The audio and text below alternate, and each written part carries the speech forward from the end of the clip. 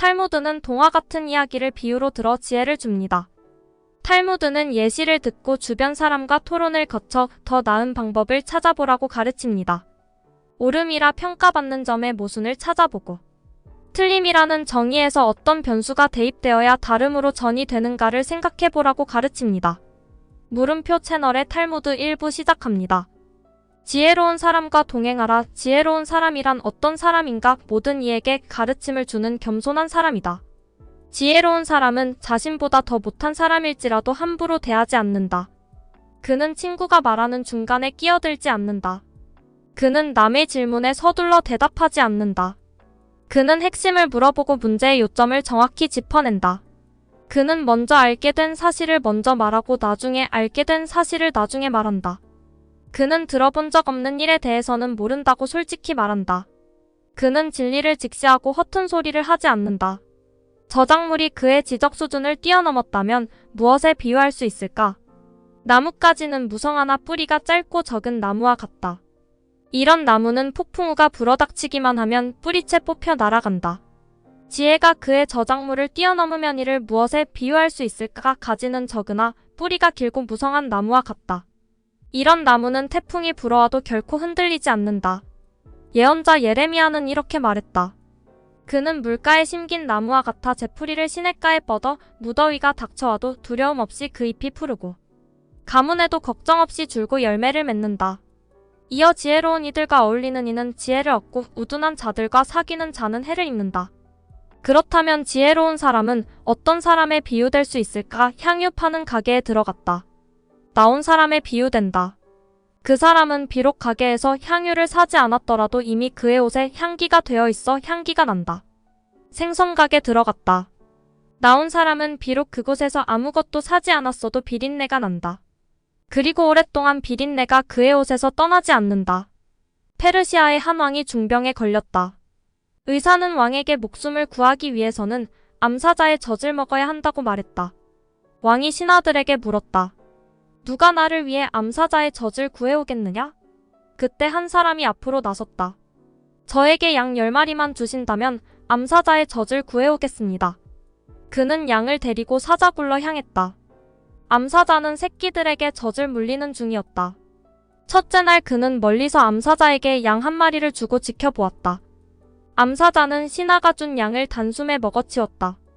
둘째 날 그는 조금 가까이 다가간 뒤 또 양 1마리를 암사자에게 주었다. 이렇게 열흘이 지나자 그는 암사자와 매우 가까운 사이가 되었다. 암사자의 털을 쓰다듬고 새끼 사자들과 장난도 칠 수 있었다. 그리고 암사자의 젖을 얻는데 성공했다. 그는 암사자의 젖을 가지고 왕에게 돌아가는 길에 잠깐 잠이 들었는데 꿈속에서 몸의 각 기관들이 다투고 있었다. 그의 발이 말했다. 다른 기관들은 나와 비교할 수 없어. 내가 암사자가 있는 것으로 가지 않았더라면 암사자의 젖을 얻지 못했을 거야. 다 내 덕인 줄 알라고 손이 말했다.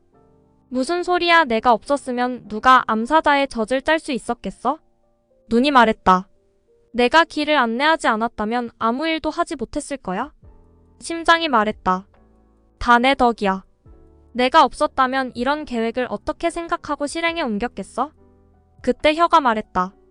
천만에 내가 없었으면 너희들은 아무 소용도 없었을 거야. 그러자 신체의 모든 기관들이 혀를 비웃으며 말했다.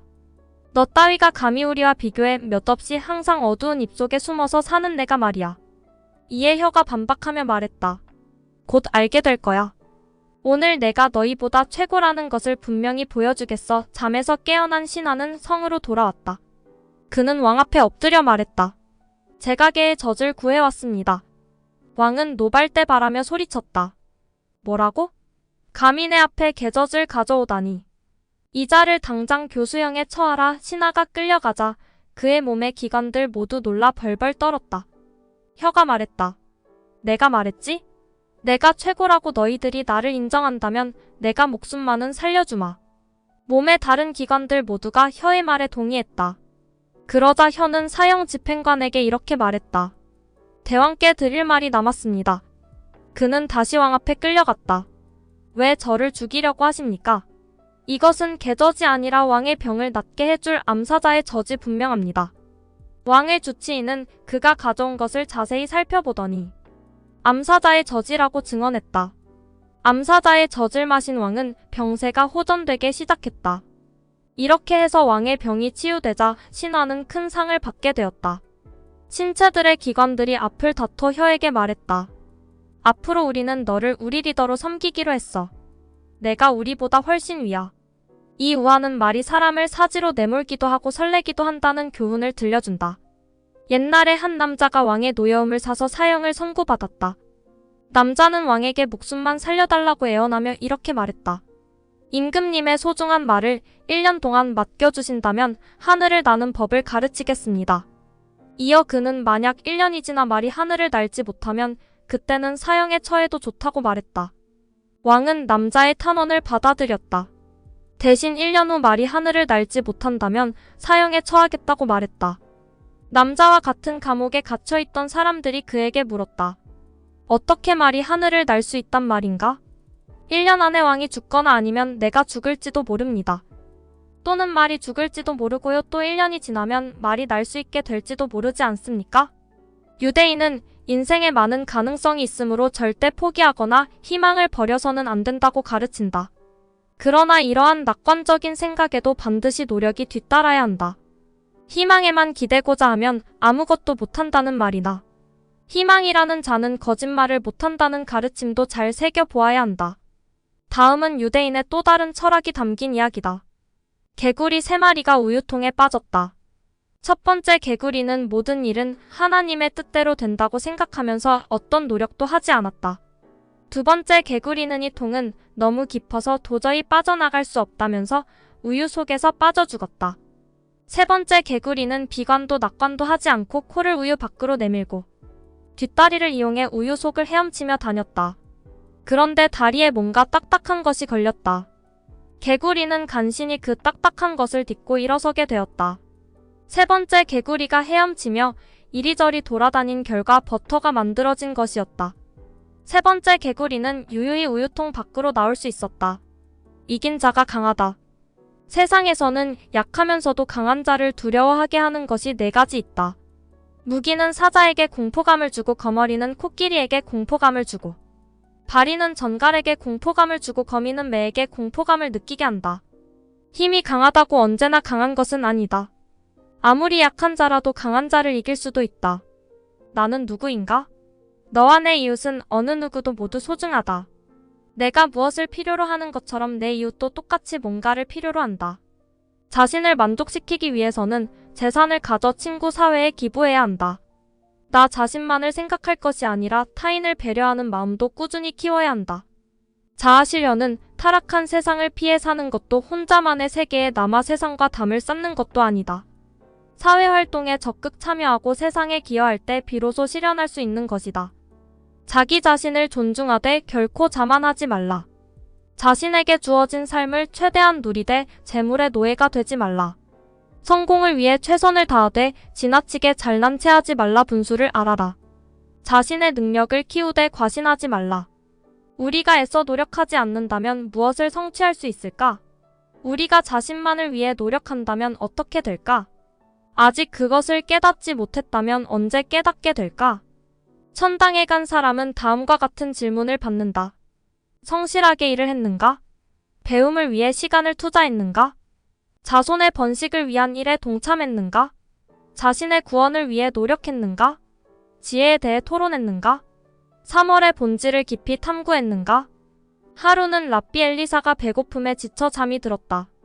꿈에서 그는 하느님의 오른편에 앉아 있었다. 그가 물었다. 저는 인간 세상에서 얼마나 더 많은 고통을 겪어야 합니까? 하나님께서 대답하셨다. 아들아, 너는 내가 이 세상을 다시 태초 상태로 되돌려놓기를 원하느냐? 그렇게 된다면 넌 아주 행복해지겠지. 제가 어찌 저 혼자만의 행복을 위한 것을 바라겠습니다. 저는 전혀 원하지 않습니다. 그렇게 해서 엘리사는 스스로 인간 세상으로 내려갔다. 철학자들은 이 세상을 비관적으로 보지 않는다. 자기 연민에도 빠지지 않는다. 그들은 자신이 세상에 얼마만큼 기여했느냐에 관심을 가진다. 나는 어디에서 왔는가?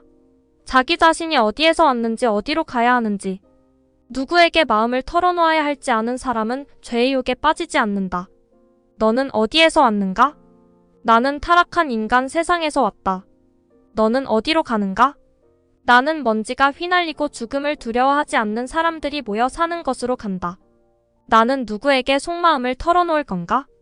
하느님, 신성하고 거룩하신 하느님에게 털어놓을 것이다.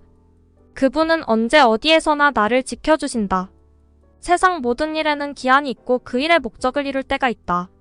날 때가 있고 죽을 때가 있으며, 심을 때가 있고 심은 것을 수확할 때가 있으며, 죽일 때가 있고 치료할 때가 있으며, 얼 때가 있고 세울 때가 있으며, 울 때가 있고 웃을 때가 있으며, 슬플 때가 있고 기쁠 때가 있으며, 돌을 던져버릴 때가 있고 글을 거둘 때가 있으며, 찾을 때가 있고 잃을 때가 있으며, 지킬 때가 있고 버릴 때가 있으며, 찢을 때가 있고 꿰맬 때가 있으며, 잠잘 때가 있고 말할 때가 있으며, 사랑할 때가 있고 미워할 때가 있으며, 전쟁을 벌일 때가 있고 평화로울 때가 있느니라. 이 세상 최초 인간이었던 아담은 빵을 먹기 위하여 얼마나 많은 일을 했을까? 먼저 밭을 갈 거 먼저 밭을 갈아 씨를 뿌리고, 그런 뒤 그것을 갖고 걷어들여서 바 가루를 만들고 반죽하고 굽는 등 15단계 과정을 거쳐야만 했을 것이다. 그러나 지금은 돈만 있으면 손쉽게 빵을 살 수 있다. 옛날에는 혼자서 해야 했던 15단계 일을 여러 사람이 나누어 하고 있기 때문이다. 그러므로 빵을 먹을 때에는 많은 사람들에게 감사하는 마음을 잊으면 안 된다. 최초의 인간은 입을 옷 하나를 만들기 위하여 얼마나 많은 일을 해야 했을까?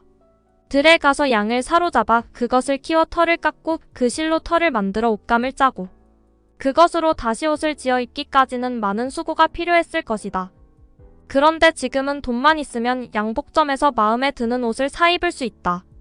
옛날에는 한 사람이 해야 했던 많은 일들을 여러 사람이 나눠서 하고 있기 때문이다. 따라서 옷을 입을 때에는 많은 사람들에게 감사하는 마음을 잊어서는 안 된다. 자신의 감정을 다스려라. 유대인은 전통적으로 어느 정도 분노의 감정을 인정하고 있는 데에는 불공정에 대한 표현 중 하나이므로 매우 중요한 것이다. 그러나 타인에 대한 무절제한 분노나 이성을 잃은 분노는 반드시 절제해야 할 감정이다. 상대방의 성격은 다음과 같은 세 가지 모습을 보면 파악할 수 있다. 술 마시는 방식, 돈 쓰는 방식, 그리고 화내는 모습이다. 또 혹자는 농담하는 방식을 통해서도 그 사람의 성격을 알 수 있다고 한다.